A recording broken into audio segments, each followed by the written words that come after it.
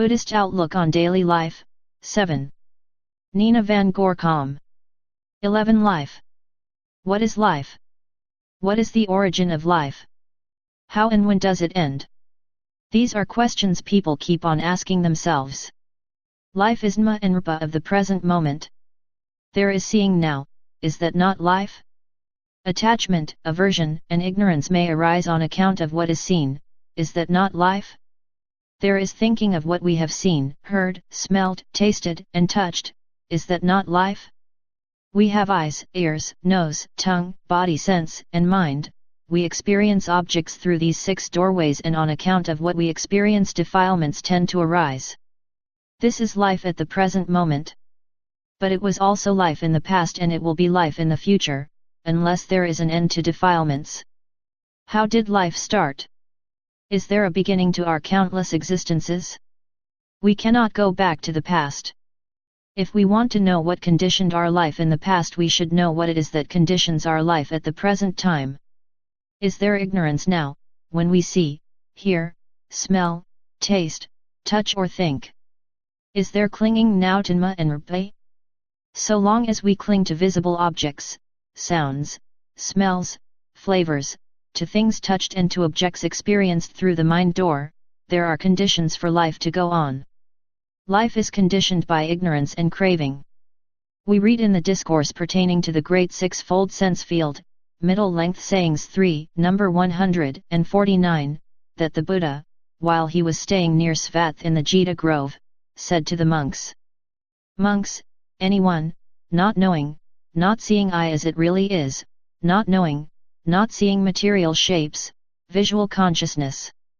Impact on the I as it really is, and not knowing, not seeing as it really is the feeling, whether pleasant, painful or neither painful nor pleasant. That arises conditioned by impact on the I, is attached to the I, is attached to material shapes, is attached to visual consciousness, is attached to impact on the I. And as for that feeling, whether pleasant, painful or neither painful nor pleasant, that arises conditioned by impact on the I, to that too is he attached.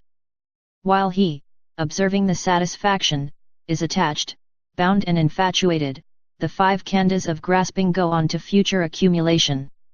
And his craving, which is connected with again becoming, accompanied by attachment and delight, finding its pleasure here and there, increases in him.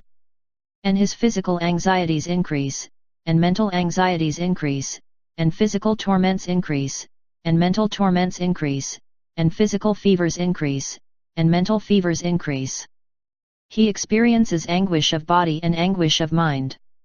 People wonder whether there is a first cause in the cycle of birth and death. How and when did ignorance first arise? It is of no use to speculate about a first cause, because this does not lead to the goal, which is the eradication of defilements. There is ignorance now, that is a reality. It is conditioned by past ignorance. If it is not eradicated, there will be ignorance in the future, forever. Life is like a wheel, turning around, without any beginning. We do not know from which plane we came, nor where we are going. Life is so short, it is like a dream. We are born with different characters and we have accumulated many defilements. We cannot go back to the past and find out how we accumulated our defilements. People in the past had defilements as well. Some of them could recollect their former lives and see how they accumulated defilements. In the 3rd Psalms of the Sisters, Canto 15, 72, Izadsi, we read about the life of Izadsi, who had one husband after another but could not please any one of them. However, she became a bhikkhun, nun, and she later attained arahatship. She was able to recollect her former lives, and she knew then why she had to endure so much sorrow. In a former life she had committed adultery. This akusala kama caused her to be reborn in hell, where she had to stay for many centuries and to be reborn an animal 3 times. After that she was reborn as a human being 3 times, but had to suffer great misery in the course of those lives, until she attained arahatship. Life is birth, old age, sickness, and death. The sorrow we all experience in life is unavoidable so long as there are conditions for it. We read in the 3rd Canto 6, 50, Pakras 500, about women who suffered the loss of their children. They came to see Pakar, who herself had lost in one day her husband, 2 children, parents, and brother. She was mad with grief, but was able to recover. She became a Satpana, and later on she attained Arahatship. She consoled the bereaved women. 31. The way by which men come we cannot know. Nor can we see the path by which they go. Why mourn then for him who came to you? Lamenting through your tears, my son. My son. Seeing you do not know the way he came. Nor yet the manner of his leaving you? Weep not, for such is here the life of man. Unasked he came, unbidden did he go from here. See. Ask yourself again whence came your son. To bide on earth this little breathing space? By one way come and by another gone. As man to die, and pass to other births. So here and so from here why would you weep? We do not know from which plane of existence people have come nor where they are going. The number of lives in the past is incalculable, and thus it is not surprising that in the course of those lives people have been related to each other in many ways, as parents, brothers, sisters, children. Do we want to continue in the cycle of birth and death? We read in the Thirth, Canto 4, 55, Mapajpat, that Mapajpat, who had made an end to defilements, spoke thus. Now have I understood how ill, 32, does come. Craving, the cause, in me is dried up. Have I not trod, have I not touched the end of ill, the Aryan, the eightfold path? Oh! But 'tis long I've wandered down all time. Living as mother, father, brother, son, and as grandparent in the ages past. Not knowing how and what things really are. And never finding what I needed sore. But now my eyes have seen the Exalted One. And now I know this living frame's the last. And shattered in the unending round of births. No more Pajpat shall come to be. Events in our lives today have their conditions in the past. Tendencies we have now we may have had in the past as well. Deeds we do now we may have performed in the past too. We read in the teachings that the Buddha said of both his own deeds and the deeds of others that similar ones had been performed in the past. We cannot recollect our former lives, but we know that we have accumulated defilements for countless eons. Is the word defilement not too strong an expression? We may think that we have a pure conscience marred only by a few imperfections and weak points. Defilement is the translation of the Pali term kilsa. Kilsa is that which is dirty, impure. When we know our own kilsas better we will see their loathsomeness and the sorrow they bring. We will see their dangers, we will realize how deeply rooted they are and how hard to eradicate. Our life is full of attachment, ill will, and ignorance. Not everybody sees that there will be less sorrow when defilements are eliminated. We each have different expectations in life.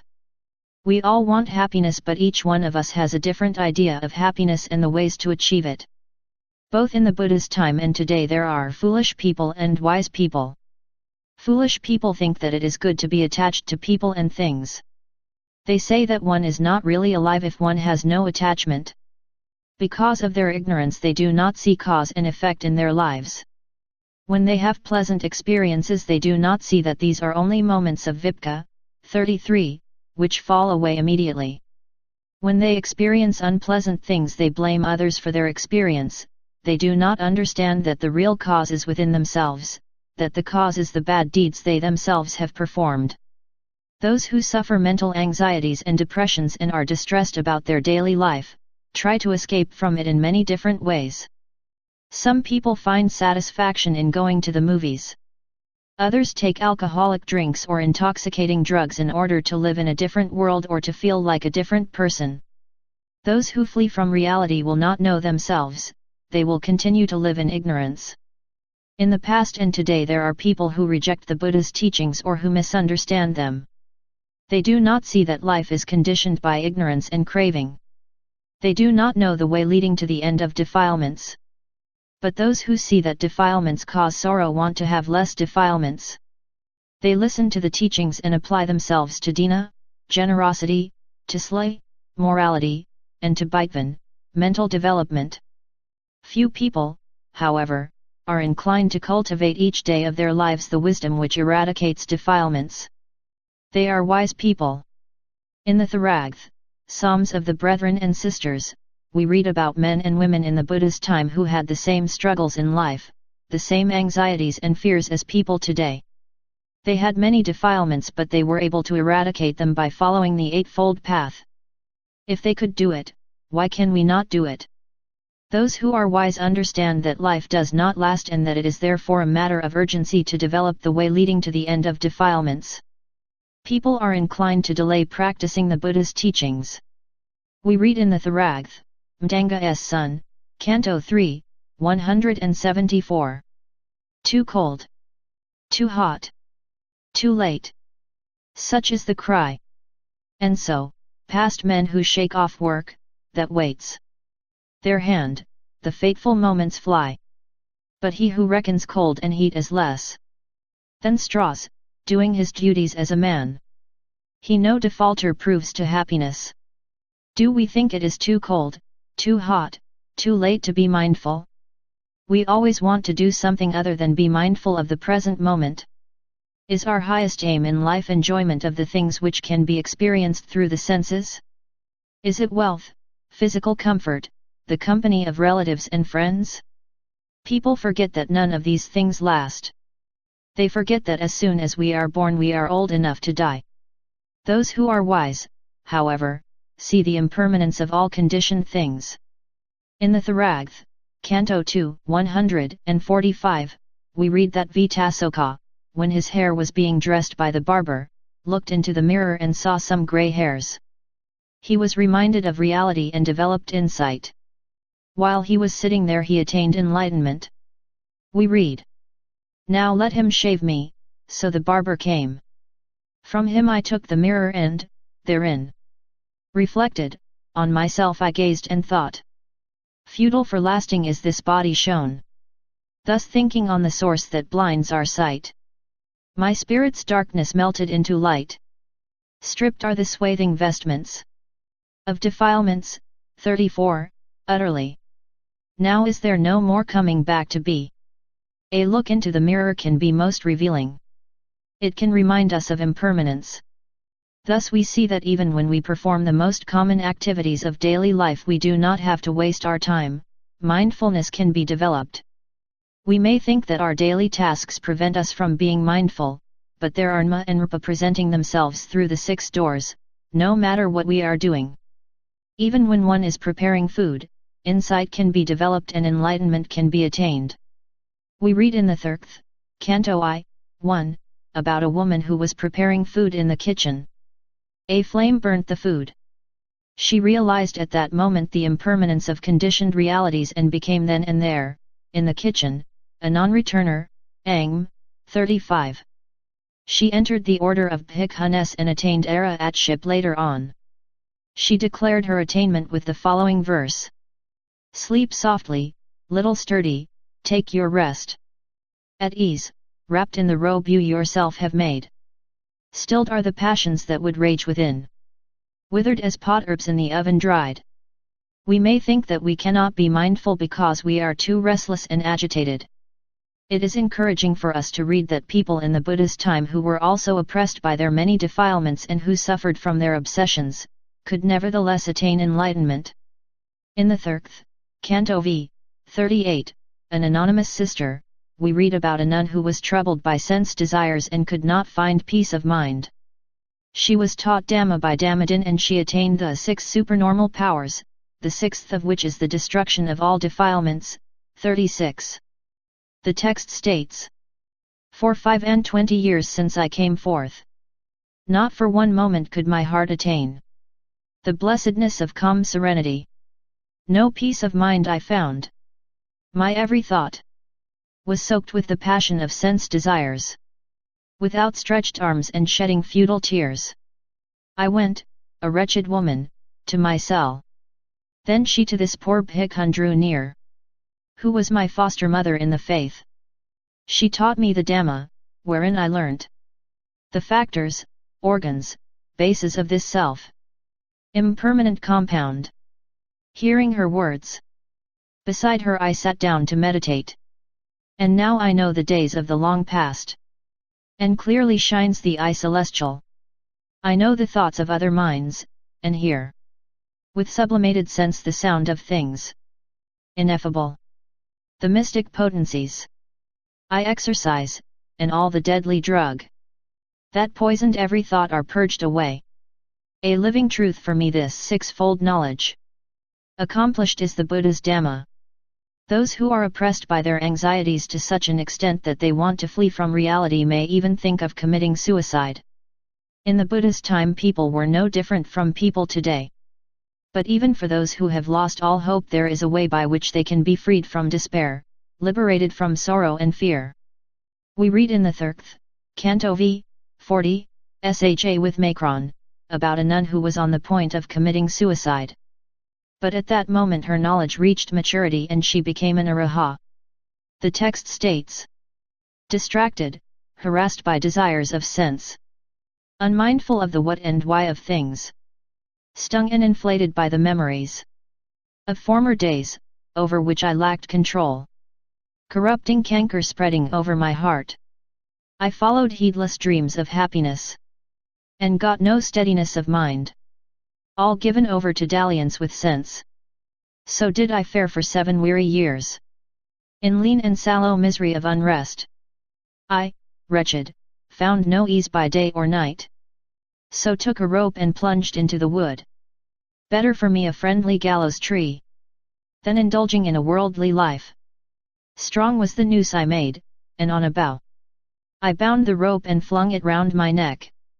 When my heart was set at liberty. When we read about men and women in the Buddha's time we recognize ourselves and other people who are living today. We all have accumulated labha, dosa, and moha. We all are hindered by our many defilements. We sometimes wonder whether we will ever reach the goal. Nibbana seems to be far away. But in fact, with every moment of right mindfulness of Dhamma or right understanding can develop, and thus wrong view can be eliminated and eventually enlightenment be attained. We read in the Thiragth, Canto 16, 252, Mlunki's son, about the son of Mlunki who listened to the Buddha and later attained arahatship. The text states, sight of fair shape bewildering mindfulness.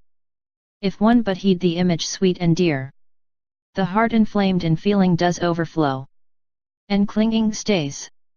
Thus in him do grow divers emotions rooted in the sight.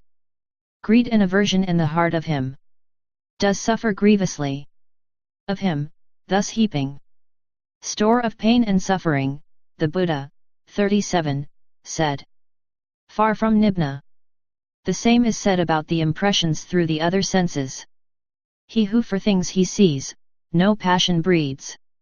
But mindful, clear of head, can suffer sense. With uninflamed heart, no clinging stays. And as he sees, so normally he feels. For him no heaping up, but diminishing. So does he heedfully pursue his way. Of him, building no store of ill, the Buddha said. Near is Nibbana. The Buddha's teachings can change people's character if they walk the way he taught. We read in the Thiragth, Canto 2, 139, Nanda, about Nanda, who had attained arahatship. He said, heedless and shallow once my thoughts were set on all the bravery of outward show. Fickle was I and frivolous, all my days were worn with wanton sensuality. But by the Buddha's skillful art benign, who of son's lineage comes, was I brought to live by deeper thought, whereby my heart from the great swamp of endless life I drew. People in the Buddha's time understood how mindfulness should be developed every day of their lives. We read in the Upanishads, the commentary to the middle-length sayings, in the section about the Satipatthana Sutta, middle-length sayings I, 10. That the Buddha taught the 4 applications of mindfulness, 38, to the people of Kuru, in the district of Delhi. In Kuru all classes of people would develop mindfulness, even the slave laborers. Those who did not develop mindfulness were considered as dead people. If we do not develop right understanding, we are like dead people because we have to continue in the cycle of birth and death. Those who are ignorant of Dhamma and those who are wise have different aims in life, and they also have different views of the future. Some people think of a happy rebirth as the fulfillment of all their expectations in life. They hope for life to continue in heaven where there is bliss forever.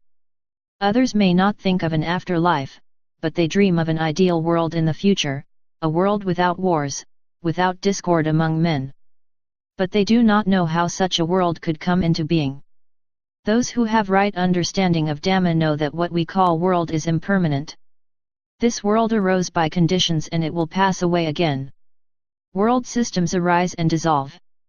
When it is the appropriate time, a person is born who will be a Buddha who teaches the truth.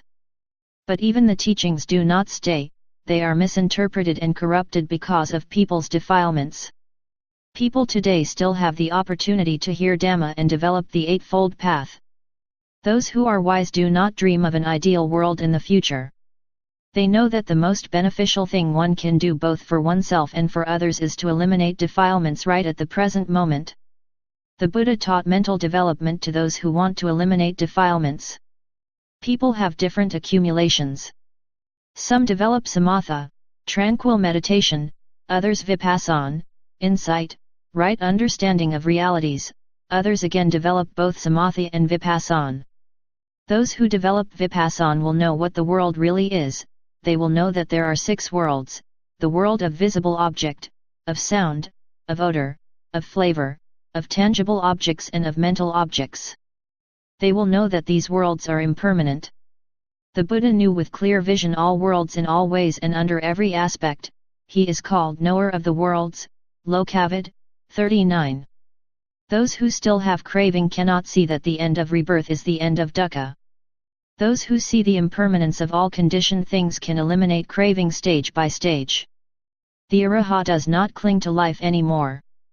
For him there will be an end to life, that is, an end to Janma and Mriti, never to arise again, an end to birth, old age, sickness and death. The Arahat realizes that the end to birth is true happiness, true peace. In the Thiragth, Canto 16, 248, we read that the Arahat Adhimutta was assailed by robbers who were amazed by his calmness. Adhimutta said, "He who has passed beyond, from grasping free, whose task is done, sane and immune, is glad, not sorry, when the term of lives is reached. As one who from the slaughterhouse escapes. He who the ideal order has attained. All the world over seeking not to own. As one who from a burning house escapes. When death is drawing near he grieves not. Ignorance and clinging condition our life. When ignorance and clinging are eradicated there are no more conditions for rebirth. The end of birth is the end of dukkha. As we have read in the above quoted discourse on the Great Sixfold Sense Field, Middle Length Sayings 3, number 149. The Buddha said about the person who does not see things as they are, that he experiences anguish of body and anguish of mind. He said about the person who sees things as they are. But, anyone, monks, knowing and seeing I as it really is, knowing and seeing material shapes. Visual consciousness. Impact on the I as it really is, and knowing, seeing as it really is the feeling, whether pleasant, painful or neither painful nor pleasant. That arises conditioned by impact on the I, is not attached to the I nor to material shapes nor to visual consciousness nor to impact on the I, and that feeling. Whether pleasant or painful or neither painful nor pleasant, that arises conditioned by impact on the I neither to that is he attached. While he, observing the peril, is not attached, bound or infatuated, the 5 khandhas of grasping go on to future diminution. And his craving which is connected with again becoming, accompanied by attachment and delight, finding its pleasure here and there, decreases in him. And his physical anxieties decrease, and mental anxieties decrease, and bodily torments. And mental torments, and bodily fevers decrease, and mental fevers decrease. He experiences happiness of body and happiness of mind.